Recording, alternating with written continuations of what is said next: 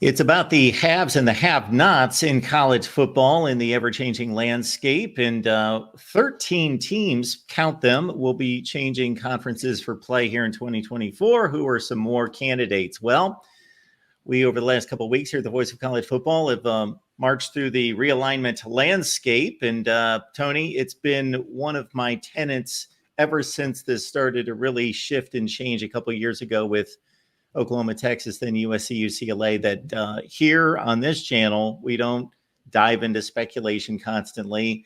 Two things have basically moved us to act or to speak, and that would be number one, obviously, breaking news that's substantiated. And number two, when somebody comes out and makes an actual statement, somebody of authority, a chancellor, an athletic director, a president, that is meaningful, like we saw a couple months ago with the North Carolina AD stating, hey, things don't change drastically, we have to leave this conference. Yep. We got Tony Syracuse on the line from Last Word on College Football. So Tony covering Wake Forest here the last few seasons and looking at their situation, and it looks to be rather precarious depending on the plight of the ACC. So I'll size it up this way, Tony, and you take it from here. Sure. In regards to what could possibly be some options if the ACC were to crumble. So the football history, the brand, the enrollment size of 9,000, the TV influence, media influence, and all of that, it being the fourth school in North Carolina, if you go North Carolina, NC State, and also Duke doesn't side with it because there's no, territorial rights or,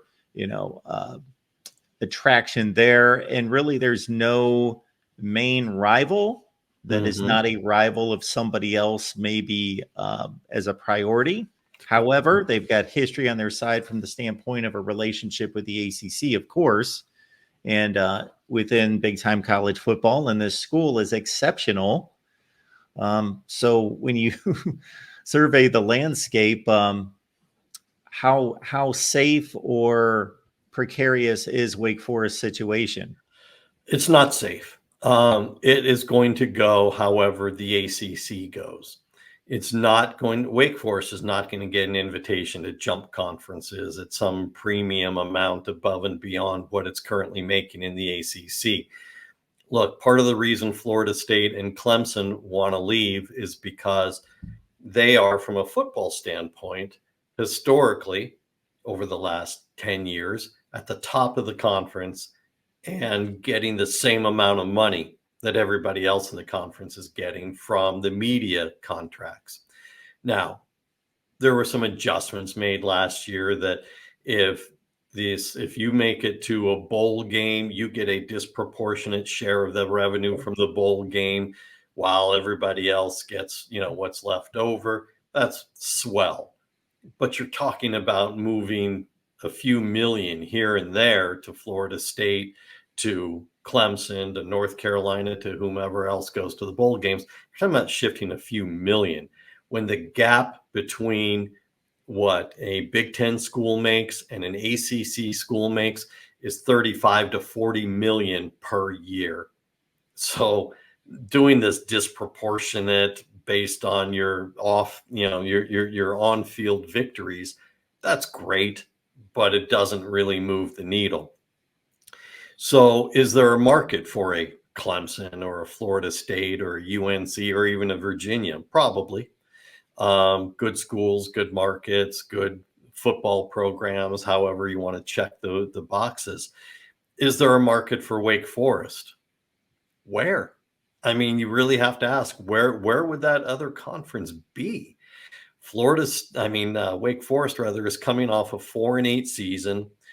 Yeah, they played for the conference championship a few years ago, lost to Pitt. Prior to 2023, they had a 7-year run of bowl games every year. Under Dave Clawson, they are certainly a better program than what he inherited. But is that really enough? You quoted the student enrollment, and the number you gave actually includes grad students. Their undergrad population is just a tick over 6,000. It is the smallest Power 5 school in the country. It has a stadium that seats roughly 32,000 which in my 2 years of covering it is almost never filled. And if it is, a good portion of it is by the opposing team. Clemson, pulls a big crowd up there because it's not a far drive from Clemson to Winston-Salem. The basketball has been hit and miss over the past couple of years. Baseball program is very good, but a good baseball program is not going to get you an invitation to the Big Ten. And frankly, if we're going to talk about conferences, that would be the fit for a Wake Forest, because Wake Forest is an AAU academic school. Frankly, it is an elite level academic school, particularly in its grad school. But a good baseball program, the Big Ten barely cares about college baseball. It's not, having a good baseball program isn't going to get you an invite there. The SEC has no interest in bringing Wake Forest in unless it's part of a package with a bunch of other schools. Wake Forest needs the ACC to survive. It needs the conference to stay intact.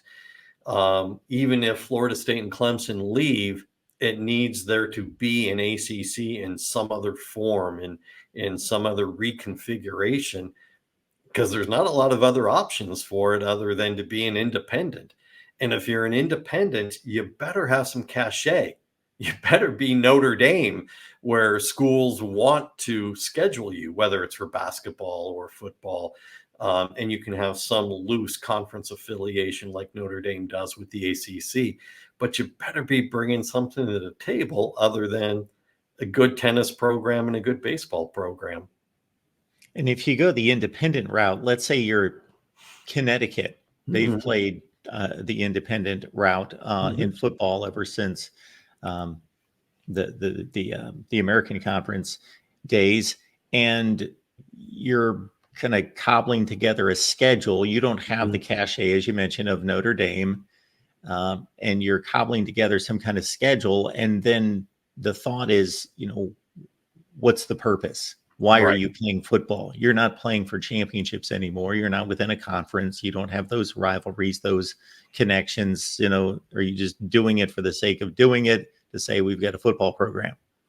Yeah, look, you're right. And let's make a comparison to, ironically enough, we'll do it with SMU, because I covered SMU for a year. You remember when I was having my conversations with Sonny Dykes back in the day.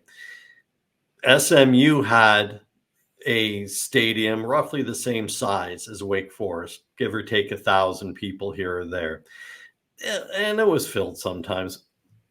SMU had a constant need, a drive, a behind the scenes conversation about needing to get back up into the upper echelon of college sports, particularly football. The need to be in a Power 5, now Power 4 conference, ever since it got decimated by the NCAA death penalty decades ago.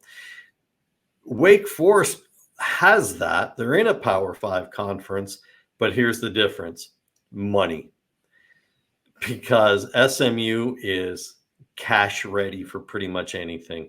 When they took the invitation to go to the ACC, even though geographically it was a head scratcher, they did so with the agreement that they would give up the TV revenue for 9 years in order to be in the conference. So what did they do? They compiled the math. They met with their best minds in terms of accounting and said, how much is this going to cost us? And it was roughly $300 to $400 million that they would lose by not getting their share of the TV revenue. They had a fundraiser with some of their boosters, one of whom, his name escapes me, but I know he's in the oil industry. I think is an oil analyst now.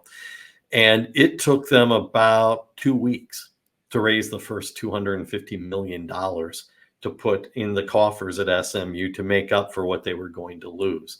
And the quote from this guy gave a interview to a Dallas newspaper, and he said, wasn't that big a deal? No one's going to lose sleep over a few $100 million. Now, Wake Forest, being the successful academic program that it is, has some very wealthy donors. they have built some beautiful training facilities, and the basketball practice facilities are named after Mitch Shaw, the part owner of the Atlanta Hawks NBA team. He's a Wake Forest alum, and he has, donated tons of money. He put his name at the top of the collective that Wake Forest has had.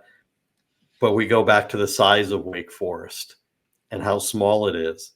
By the best estimates that I have gotten from alumni association people, there are roughly 70,000 living Wake Forest alums. 70,000, that ain't much. And when you've gone to them to help build the new football training facility, and now you're going to them asking for money for the collective, whether collectives last through the new, House v. NCAA rulings and whatnot, and the settlements, who knows? But you can't keep going back to the same pool, small pool of people over and over and over. So Wake Forest doesn't have the massive capabilities that an SMU has, which again, comparatively speaking, in terms of size, it's an apples to apples conversation. SMU has a slightly bigger student base, but it's got a much bigger alumni base over the years. And so Wake Forest is up against it when it becomes an arms race like this. Dave Clawson talked about it last year when the new football training facility opened. It's a beautiful facility. Players hang out there all day. I mean, they leave to go to class and then don't even go back to their dorms. They go back to the football facility because there's a game room there, and there's their own food there. And there are these hyperbaric beds that they can sleep in if they need a rejuvenating nap. There's a barber shop in there. There's everything you need. And it's beautiful. But then it probably costs them some money in the collective, because you get to an either or, and decisions have to be made. And that puts Wake Forest in a really tough spot.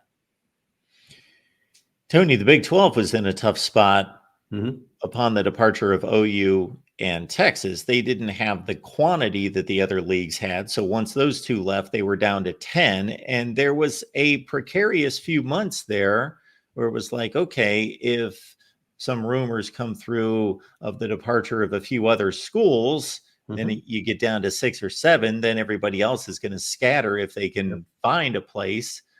So they were teetering possibly on extinction, but they fortified the league by going to the best group of 5 schools, and they brought those in.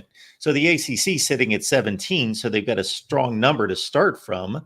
Let's say they lose the 4 that we're discussing, Clemson, Florida State, North Carolina. They bring a dance partner with them, whether that's Virginia or NC State. Miami, I would think, would have a landing spot somewhere. It may be the Big 12. Sure. So if 5 leave and we've got a conference at 12, do you think that's going to be good enough? Or is Memphis, Tulane, do they, I don't want to say move the needle because that's a little strong, but in some way bring the same type of security as Houston, UCF, and Cincinnati and BYU did a few years ago to the Big 12? First and foremost, it's a numbers issue. The ESPN contract with the ACC mandates they have 14 schools. So that was the point in going and getting Stanford and Cal and SMU. It was a security blanket, knowing that some of these other schools were going to look to potentially leave. As much as the ACC in court wants to say they were blindsided by some of this, going and getting these 3 other schools to put it up, to put the number up, as you said, makes it clear that they were not blindsided. They were putting in some security. So you can't have the 12 and maintain your ESPN deal. You have to get back to 14. And yeah, Memphis and Tulane are probably logical choices. But as you say, do they move the needle? No. I mean, is ESPN happy with a conference that, its headliner is Memphis or Tulane, in addition to Syracuse and Boston College and so on? Is that really good enough? No, it's not. And there will be some contractual reconsiderations at that point between the conference and ESPN. Look, I got to be really blunt with you. I have had conversations very much off the record with administrators at 4 different conference schools, and there's not a lot of faith in Jim Phillips, the commissioner of the ACC, being able to hold this together. I actually had one athletic department administrator tell me, we wish we had Brett Yormark.